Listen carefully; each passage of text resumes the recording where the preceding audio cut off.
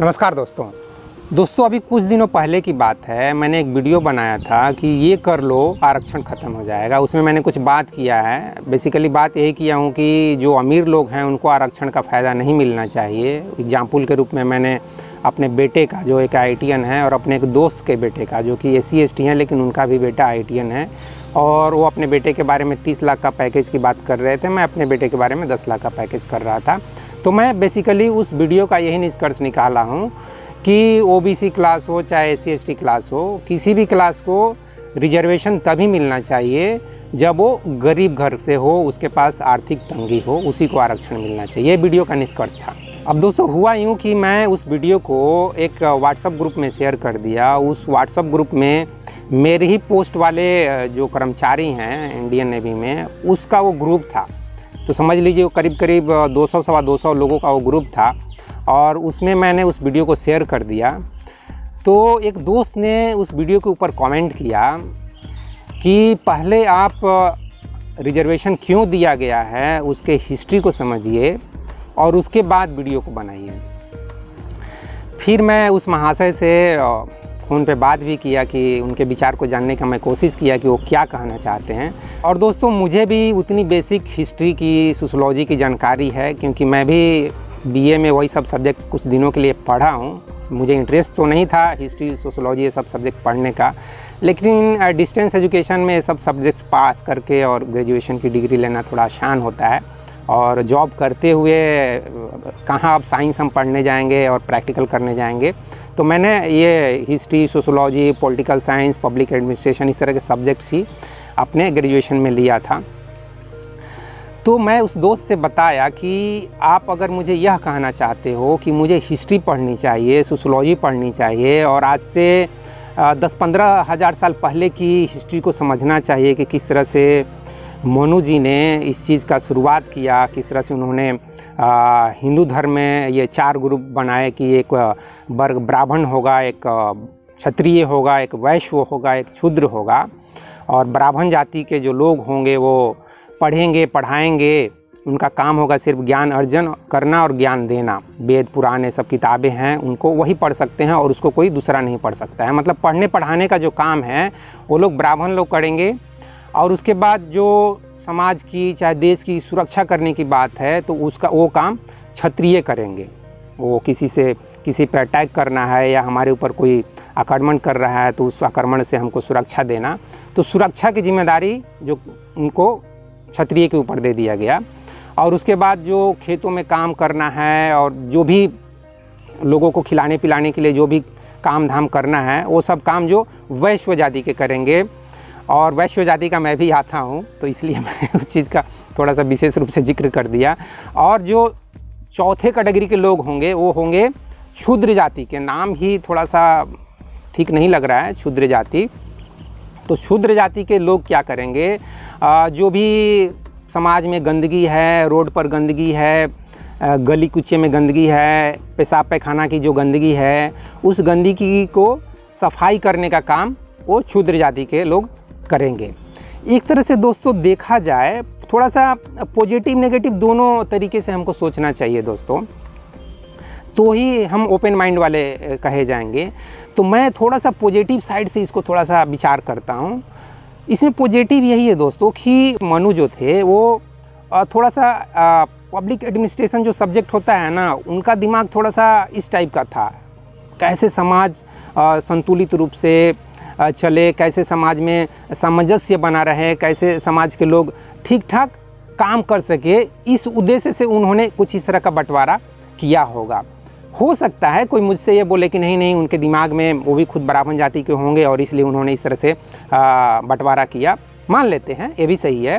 लेकिन सोचिए, उनके दिमाग में थोड़ा घुस कर विचार कीजिए कि उन्होंने क्यों इस तरह से बंटवारा किया। निश्चित रूप से उसका एक वैलिड पॉइंट ये निकलता है कि वो समाज को संतुलित रूप से, सुचारू रूप से चलाना चाहते थे। क्योंकि यार अब सब लोग ही बोलेंगे कि हम पढ़ाएंगे, हम पढ़ेंगे पढ़ाएंगे, हम ये साफ़ सफाई का काम क्यों करेंगे, या हम हाथ में बंदूक क्यों पकड़ेंगे, यार बहुत रिस्क है, क्योंकि मेरा भी फर्स्ट चॉइस बोलेंगे तो मैं भी डिफेंस मेरा फर्स्ट चॉइस नहीं था। मेरा फर्स्ट चॉइस आईआईटी के फील्ड में जाना, साइंस के फील्ड में जाना, इंजीनियर के रूप में कुछ काम करना, साइंटिस्ट के रूप में कुछ काम करना, वो मेरा चॉइस था। लेकिन वो उस फील्ड में मैं नहीं जा सका। उसके बाद मैं बैंक रेलवे में जाने का प्रयास किया, वो भी सफल नहीं हुआ। फायर में जाने का कोई प्लान नहीं था तो फायर में चला गया, क्योंकि पेट की आग बुझाने के लिए कुछ भी करना पड़ता है। और उसके बाद वो प्राइवेट नौकरी थी तो वो छोड़ के मैं फिर गवर्नमेंट नौकरी में आ गया। फाइनली मतलब जिस चीज़ में मैं नहीं जाना चाह रहा था, डिफेंस मेरा फर्स्ट चॉइस नहीं था। मैं न तो हाथ में बंदूक पकड़ना चाहता हूँ, न तो किसी के ऊपर अटैक करना चाहता हूँ, और ना ही मैं इस ख्याल में जीता हूँ कि मेरे ऊपर कोई अटैक करेगा तो मैं उसे खुद को डिफेंस करूँगा। नहीं, ये अटैक और डिफेंस वाला मेरा दिमाग में सब चलता नहीं है। ये चाकू और तलवार और बंदूक बिल्कुल भी नहीं चलता। इन सब चीज़ों से मैं लड़ाई झगड़ा से बहुत ही दूर रहना चाहता हूँ। तो दोस्तों, मैं यह कहना चाहता हूँ कि मनु यही प्रयास किए होंगे कि कैसे हमारा समाज, हमारा देश सुचारू रूप से चले, लोगों के बीच में कुछ खटपट ज़्यादा ना हो, और इसलिए उन्होंने इस तरह से समाज को 4 भागों में बांट दिया, या धर्म के नाम पर इस तरह से 4 भागों में बांट दिया। ये हुआ उसका पॉजिटिव साइड दोस्तों। अब इसका नेगेटिव साइड भी इसके आए, क्योंकि उसी के वजह से जो क्षुद्र जाति के लोग हैं उनकी स्थिति धीरे धीरे बिल्कुल ही दयनीय होती चली गई, और दूसरी तरफ ब्राह्मण जाति के लोग, उनकी स्थिति ऊपर उठते चली गई और बहुत ही ज़्यादा उनका समाज में वर्चस्व होने लगा। तो दोस्तों, निश्चित रूप से इसका नेगेटिव इफ़ेक्ट्स बहुत ज़्यादा हुआ, और इसलिए इसके विरोध में महावीर हुए, गौतम बुद्ध हुए, उसके बाद आगे चलकर देखेंगे कि राजा राम मोहन राय हुए, स्वामी दयानंद सरस्वती हुए, ईश्वरचंद विद्यासागर हुए। जो भी जागरूक इंसान होगा वो निश्चित रूप से इस बंटवारे का विरोध करेगा, क्योंकि वो चाहेगा कि समाज में सभी लोग को एक बराबर का मौका मिले। किसी को भी ऐसा ना हो कि उसको पढ़ाई करने का मौका नहीं मिले। पढ़ाई करने का यार सबको मौका मिलना चाहिए, इसमें कोई शक ही नहीं है। बिना पढ़े लिखे कोई इंसान समझदार और जागरूक कैसे हो सकता है? उसकी सोच साइंटिफिक और लॉजिकल कैसे हो सकती है? उसकी सोच वैज्ञानिक तार्किक कैसे हो सकती है? नहीं हो सकती है। इसलिए उसको तो पढ़ना लिखना कंपलसरी है ही। इसीलिए तो सरकार ने भी कंपलसरी किया ना कि सबको बेसिक जो शिक्षा है वो सबको मिलनी चाहिए और सबको उसको लेना चाहिए। तो दोस्तों, इन सभी चीज़ों को देखते हुए यह बात निश्चित रूप से कहा जा सकता है कि मनु जी ने जो 10-12 हज़ार साल पहले जिस चीज़ के बारे में उन्होंने कल्पना करके समाज का बंटवारा किया था धर्म के नाम पर, हिंदू धर्म के नाम पर, उसमें कुछ खामियां थी, उसमें कुछ कमी थी, उसमें दूरदर्शिता की कमी थी। उन्होंने सोचा नहीं था कभी कि आगे चलकर क्षुद्र जाति में भी एक अंबेडकर जैसा इंसान पैदा हो सकता है भाई, या टीना ढाबी जैसा एक लड़की आईएएस टॉपर बन सकती है। उन्होंने इस बात की कल्पना नहीं की थी, और इसलिए उनकी जो सोच है, उनकी जो कल्पना है, उसमें खामी थी, कमी थी। तो दोस्तों, उस खामी और कमी को आज हम समझ चुके हैं ना, तो आज तो इस तरह का बंटवारा हम नहीं कर रहे हैं। आज़ादी के बाद आज 75 साल हो गए, तो आज तो हम इस तरह का बंटवारा नहीं कर रहे हैं। आज तो सबको अधिकार दिया गया है कि आप पढ़िए लिखिए, आगे बढ़िए। आज आप आईएएस बनिए, आईपीएस बनिए, चाहे आप एससी एसटी हो, चाहे कोई भी वर्ग के हो। आज तो ये बंटवारा नहीं किया गया है। तो मेरी सोच में फिर क्या गलत है? मैं क्या गलत बोल रहा हूँ कि जिस व्यक्ति के पास अगर 10 लाख की इनकम है, 30 लाख की इनकम है, उसको आरक्षण नहीं मिलना चाहिए। आरक्षण सिर्फ गरीब घर के बच्चों को ही मिलना चाहिए, चाहे वो ब्राह्मणी जाति का क्यों ना हो। दोस्तों, मैं अपने गांव की बात करता हूं। मैं अपने गांव में देखा हूं, एक ही ब्राह्मण परिवार थे, उनके 4 बेटे हुए, फिर उनके बेटे के 2-4 बेटे हुए, फिर उनके नाती हुए। तो उनका जो एक नाती था, तूफ़ानी नाम था उसका, ऐसे ही निकनेम था, तूफ़ानी समझ लीजिए। तो वो मेरा दोस्त था, मेरे से वो 5 साल छोटा होगा। तो वो 3 भाई था, मैं उसकी स्थिति देखा। वो स्कूल जा नहीं रहा, उसके 2-3 भाई हैं, वो लोग स्कूल नहीं जा रहे हो। मतलब मैं देखा 4 जनरेशन के बाद उनकी पीढ़ी बिल्कुल बर्बाद हो रही है। 4 भाई में सिर्फ एक ही भाई ऐसा निकला जिसने पॉलिटेक्निक किया। मतलब मैं अपने दादा के लेवल वाली बात कर रहा हूँ, मैं अपने दादा की जनरेशन की बात कर रहा हूँ।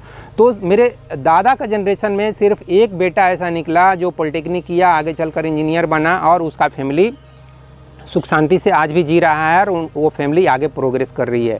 लेकिन बाकी उनके 3 भाई के बच्चे, उनके बच्चे, उनका लाइफ कुछ ज़्यादा विकसित नहीं हुआ दोस्त, वो कुछ ज़्यादा प्रोग्रेस नहीं किए, लाइफ में कुछ ज़्यादा डेवलप नहीं किए, उनका पूरा परिवार बर्बाद हो गया।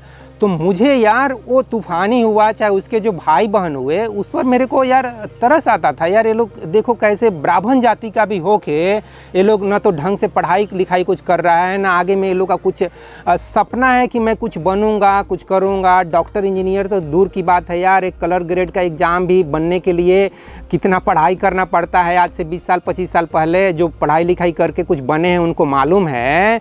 तो मुझे यार उस लड़के से ना एक दया आती थी, एक करुणा आती थी।